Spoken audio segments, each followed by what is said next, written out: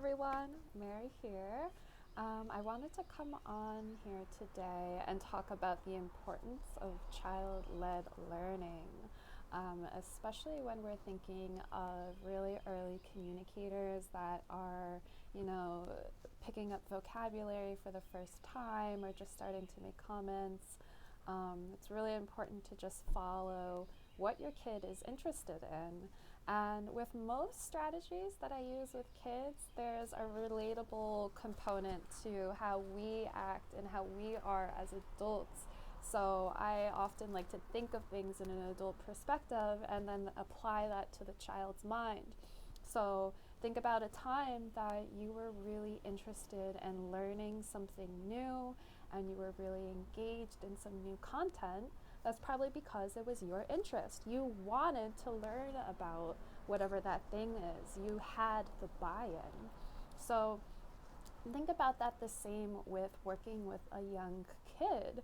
You're going to have an easier time. It's just going to flow and move when you're talking about your children's interests and learning about things that your child is interested in, instead of putting a lot of demands of we're going to do this, we're going to do this. So great for working with early language learners is to just talk about what they are interested in. So this is going to be a lot of cueing into your kid and seeing what makes their face light up, what are they looking at, and then just talk about whatever that thing is. And this is really great because you already know the child has the buy-in. They're looking at the thing, they're smiling, they're excited, and it's going to be really positive because they're like, ooh, mom is listening to me because she can see what I'm looking at or what I'm excited in. And they're going to want to continue on in that conversation more so than if your kid is playing with their car and you're trying to get them over here to work on a puzzle or read a book. So it's really important to keep in mind that if you're gonna be engaging with your kid, there's gotta be that joint attention with you, the kid, and whatever the activity is. So this is gonna come the easiest if you just follow what your child's interests are instead of putting extra demands on, like, we're gonna do this next. So I wanted to bring to you the idea of maybe watching your child more and just making comments or talking about whatever it is that your kid is interested in. Or another great way to do this is give two choices. So if you give your kid of two choices, like, what do you want to do? Do you want to read a book or do you want to keep playing with your car?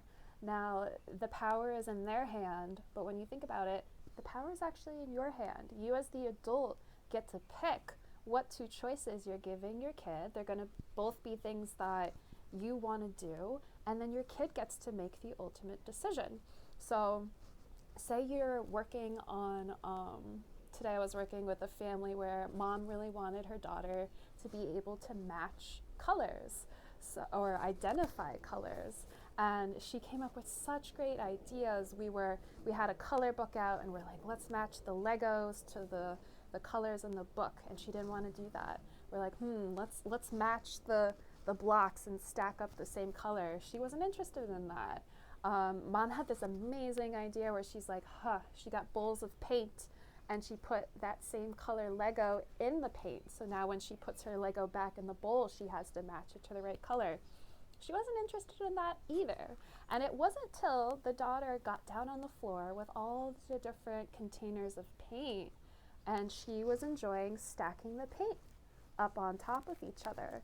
And it wasn't until then that she was like listening to mom's questions about like, oh, can you find yellow? Can you find blue? So it was once we, therapist and mom, dropped our agenda of trying to get her to do what we wanted, and we're like, let's follow her lead. She wants to stack. That's great. Let's ask her the colors while she's stacking. So when you're doing this, think about all the different concepts that you can talk about that have to do with one object. Maybe your kiddo is really into cars, and if that's what lights them up, talk about the cars. There's so many learning opportunities there that you can be counting cars as they go down the street. You can be talking about the parts of the car, the speed the car is moving, the color, the size, who's driving the car, if it's broken, what kind of tools do we use. So there's all these different subjects that can lead out of your child's interest that you get to direct over to your child by asking pointed questions or making comments to elaborate on that. So in this child-led learning technique, I really suggest just really focusing in on what your kid is interested in and just making comments about what they're doing. Or if your child tells you something like, oh, look, it's the car, you could be like, wow, that car is moving so fast, add a new idea. Or that car is going up that hill, it's working hard. To just give a new idea to what your kid is giving you, and then pause, see if they have an exchange with you. So yeah, I just wanted to bring up how important it is to have that joint attention with your child so that they are really engaging with you. And the best way to get that joint attention is to work your agenda into what your kid is already doing and just following their interests. And this is going to be a lot more fun.